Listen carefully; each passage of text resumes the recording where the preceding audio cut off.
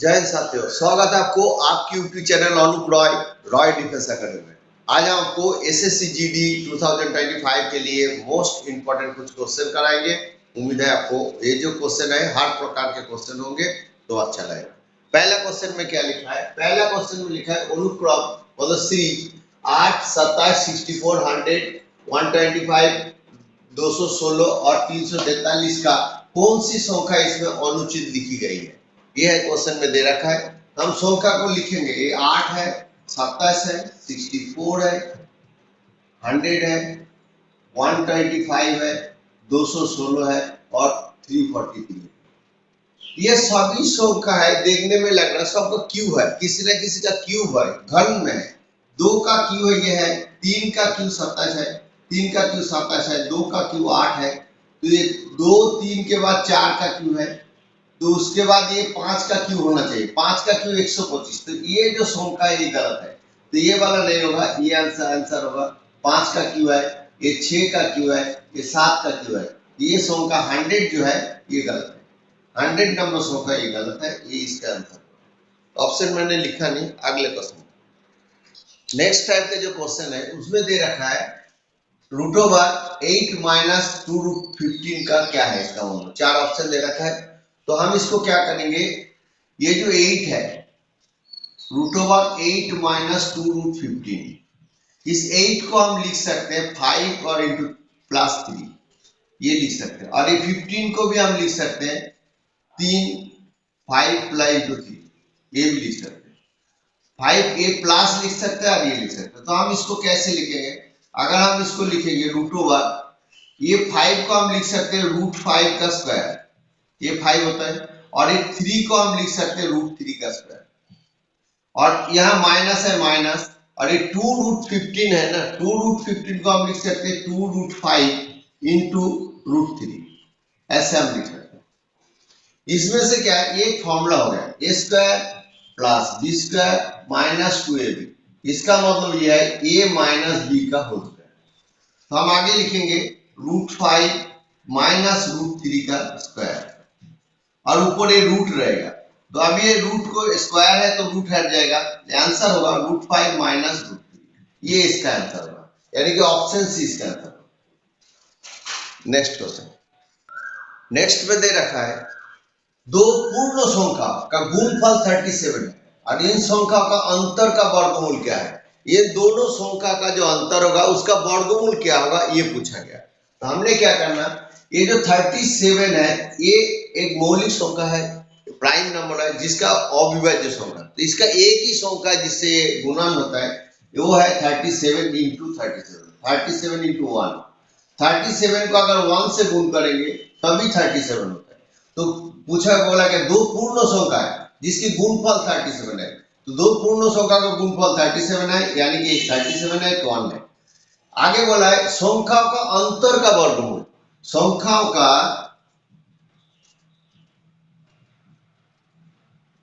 अंतर का वर्गमूल, यानी कि ये दोनों संख्या 37, इसकी जो अंतर है इसका वर्गमूल कितना है, तो इसका वर्गमूल है √36, और √36 जो 6 का वर्गमूल होता है, 6 का वर्गमूल होता है, इसका आंसर होगा 6, यानी कि ऑप्शन सी इसका आंसर होगा। ये अंतर का वर्गमूल, इनका जो अंतर है इसका वर्गमूल क्या होगा ये पूछा है। अगले में दे रखा है किसी वस्तु के अंकित मूल्य पर दुकानदार 5% के 2 क्रमिक बट्टे देता है।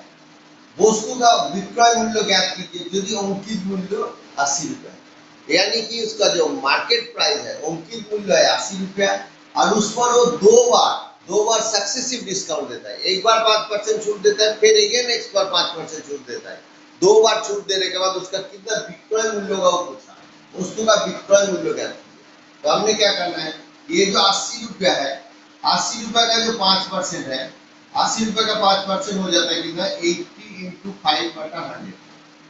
इसके साथ इसको काटेंगे, ये 4 है, ये 5 है, 5 पूरी 100, इसको काटेंगे यानी कि 4 रुपये, तो वस्तु का रेट रह जाता है 76। फिर उसके बाद देंगे लो 5% छूट देता है, दोबारा देता है, तो 76 का 5% का मतलब होता है 5/100। इसके साथ इसको काटेंगे तो 5 पूरी 100, इसके साथ इसको काटेंगे तो ये है 2 से भाग करेंगे तो 3 दूनी 6 और पॉइंट ये 80 3.8 यानी 3 रुपया 80 पैसा हो जाता है। तो 76 से हम 3 रुपया 80 पैसा अगर माइनस कर देंगे तो ये हो जाता है 20 रुपया, ये होता है 4 2 72.20 रुपये, यानी कि उसका विक्रय मूल्य 80 रुपए में चीज को खरीदते हैं, उसके बाद वो 5% डिस्काउंट देते हैं, अगेन फिर 5% डिस्काउंट देते हैं, डिस्काउंट देने से 3 बार, एक बार 4 रुपया और 3 रुपया 80 पैसा दोनों माइनस हो जाता है। तो उसके बाद यह है 8 रुपया 80 पैसा हो जाता है, तो उड़ाई जाता है कितना 72 रुपया 20 पैसे इसका सेलिंग प्राइस रहता है विक्रय मूल्य, यानी कि ऑप्शन ए इसका। नेक्स्ट क्वेश्चन में अगले में दे रखा है एक सिपाही एक चोर को 114 मीटर पीछे था। एक सिपाही एक चोर से 114 मीटर पीछे था। सिपाही 1 मिनट में 21 मीटर तथा चोर 15 मीटर चलता है। कितने समय में सिपाही चोर को पकड़ लेता है? यह है क्वेश्चन। जब कोई क्वेश्चन में चोर आगे रहता है, सिपाही पीछे रहता है, अब जब एक ही दिशा में भागता है तो चाल हमेशा माइनस होता है, इसको ध्यान रखना पड़ेगा। तो हमने पहले पता करेंगे दोनों का चाल क्या है। तो सिपाही का जो है इसकी चाल है, सिपाही चलता है, सिपाही का चलता है 21 मीटर पर मिनट, और चोर का जो चाल है वो है 15 मीटर पर मिनट। दोनों का चाल हमने माइनस कर दिया। तो अब ये चाल जब एक ही दिशा में चलता है, एक ही दिशा में चलता है, ये है सिपाही और ये है चोर, तो जब एक ही दिशा में चलता है तो इसका चाल हो जाएगा 21 माइनस 15 यानी कि 6 मीटर पर मिनट। इसकी जो चाल है 21 मीटर है, सिपाही का जो चाल है 21 मीटर पर है, और चोर का जो चाल है 15 मीटर। तो इनकी चाल रह जाता है 6 मीटर पर मिनट। आगे देखेंगे वो कितने समय में चोर पकड़ लेते हैं। तो आगे क्या है, दूरी हमें दे रखा है, यहां से यहां तक डिस्टेंस है 114 मीटर, ये इसका दूरी है 114 मीटर। तो अभी हम समय निकालना है, कितने समय में पूछा है, तो समय इक्वल टू समय बराबर दूरी बटा चाल, यानी कि इसका दूरी कितना है 114 मीटर और चाल कितना है 6। इसके साथ इसको अगर हम काटेंगे 6 के 6 और 54 होता है 6 9 19 मिनट, यानी कि 19 मिनट में चोर को पकड़ना है। ऑप्शन सबसे कम है, ये जो भिन्न दे रखा है चार्ट, इनमें से सबसे कम भिन्न कौन सा है? कम भिन्न कौन सा है? एक चीज ध्यान रखना पड़ेगा, जिसका नीचे कम संख्या होता है, जैसे 1/3 है और 1/9 है, तो यानी कि 1/3 बड़ा है, और नीचे वाला संख्या अगर सबका समान होता है तो आगे आपको मिल जाएगा जो छोटा है छोटा है, जो बड़ा है वो बड़ा है। एक तरीका तो यह है। दूसरा तरीका यह है, अगर इनका अंतर, इनके साथ अंतर, जैसे इनका अंतर 1 है, इनका साथ 1 है, इनका 2 है, इनका 2 है, अंतर 1 होने से भी जो छोटा है छोटा, जो बड़ा है बड़ा होता है। लेकिन यहाँ पर क्या है, अंतर ये 2 है, ये 2 का अंतर है। तो हमने क्या करना है, इसका ये नीचे वाला जो संख्या है सबका एलसीएम कर लेंगे। एलसीएम करने का मतलब होता है जैसे 3 6 7 5, इसका लॉसअप 3 से करेंगे तो 3 1 के 3 3 दूने 6 7 और 5 और जाता है नहीं, तो 3 दूने 6 6 7 42 इंटू 5 5 2 10 शून्य होते गया 4 पूरी 210। तो ये जो 210 है, 2/3 के साथ 210 का भाग करते हैं, दूसरे में 7/6 के साथ 210 का भाग करते हैं, और 5/7 के साथ भी 210 का भाग करते हैं, और 3/5 के साथ भी 210 का भाग करते हैं। तो क्या हो गए, 3 7 21 7 70 हो जाता है, यानी कि 7 गुना 14 140 होता है।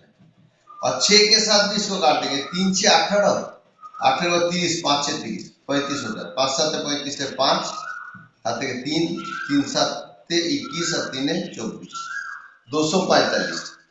245 इसका हो जाता है। नेक्स्ट होता है, इसके साथ इसको काटेंगे तो 30 होता है, तो 3 5 15 150 हो जाता है, और इसके साथ भी इसका काट जाता है, क्या करता है 4 5 20 और 5 दूना 10 42 3 दूने 6 और 3 4 12, 126 होता है। यानी कि इनमें से जो संख्या है, ये संख्या से पता चल रहा है कौन छोटा कौन बड़ा। तो सबसे छोटा संख्या है 126। 126 छोटा संख्या मतलब 3/5। 3/5 जो है 3/5 ये सबसे छोटा संख्या है। यानी कि इधर ऑप्शन क्या है 3/5। 3/5 ये ऑप्शन डी इसका आंसर। ये तरीका है। नेक्स्ट अगले क्वेश्चन है, यदि 3 क्रमागत प्राकृतिक संख्या के वर्गों का योगफल 110 है तो उनमें से छोटी प्राकृतिक संख्या कौन सा है? सबसे छोटा जो प्राकृतिक संख्या है वो कौन सा, ये पूछा गया। तो अभी जो संख्या क्रमागत बोला है, लगातार 3 क्रमागत संख्या का मतलब होता है एक x होता है, एक x+1 होता है, एक x+2 होता है। ये 3 लगातार संख्या, इनकी वर्गों x², इसका स्क्वायर प्लस इसका का योगफल कितना बोल दिया 110। अब हम इसको कैलकुलेशन करें। इसको कैलकुलेशन करने से लिए x² plus a plus b whole square का मतलब a² plus 1² plus 2a plus इसका मतलब होता है x² प्लस 4 2 का square 4 plus 4x 2 into 2x मतलब 4x इक्वल टू कितना 110। और हम इसको लिख सकते हैं x² 3x² plus 2x plus 4x 6x plus एक का वर्ग 1 होता है 4 5 इक्वल टू 110। हम इसको करेंगे 3x² plus 6x plus 5 equal to 110 है, तो हम इसको लिखेंगे इक्वल टू 110 माइनस 5 यानी कि 3x plus 6x equal to 105। अगर हम इससे 3 भाग लेंगे, 3 से अगर भाग करेंगे पूरा समीकरण को लेफ्ट हैंड साइड और राइट हैंड साइड, तो समीकरण रह जाता है x plus 2x equal to हो जाता है 35। यहां पर एक बात है, यहां से शुरू करेंगे बाय ऑप्शन। ऑप्शन के में क्या है, ऑप्शन में दे रखा है 8 6 7 5। अगर हम इस संख्या को 5 लेंगे तो ये क्या है x² तो कहां चलेगा, ये है 5 का square plus 2 into 5 equal to देखो 5² 25 होता है प्लस 2 into 5 10 होता है, तो 25 प्लस 10 क्या हो जाता है 35। तो या तो हम यहाँ स्मार्ट अप्रोच यही है, यहाँ पर हम ऑप्शन को ध्यान रखेंगे, अगर 5 ऑप्शन देके इसको कर लेंगे तो 35 हो जाए, यानी कि ऑप्शन डी इसका आंसर है। अगर याद नहीं है तो अगर हमने क्या करना है, ये जो सेंटेंस है ना x² प्लस 2x है, x² plus 2x equal to 35 है, तो हमने क्या करना है x² plus 2x minus 35 equal to 0। अरे 35 को भाग दे देंगे 7 into 5 5 7 35, ताकि इसको माइनस करने से डिफरेंस कितना 2 हो जाएगा। तो कैसे होगा, तो x²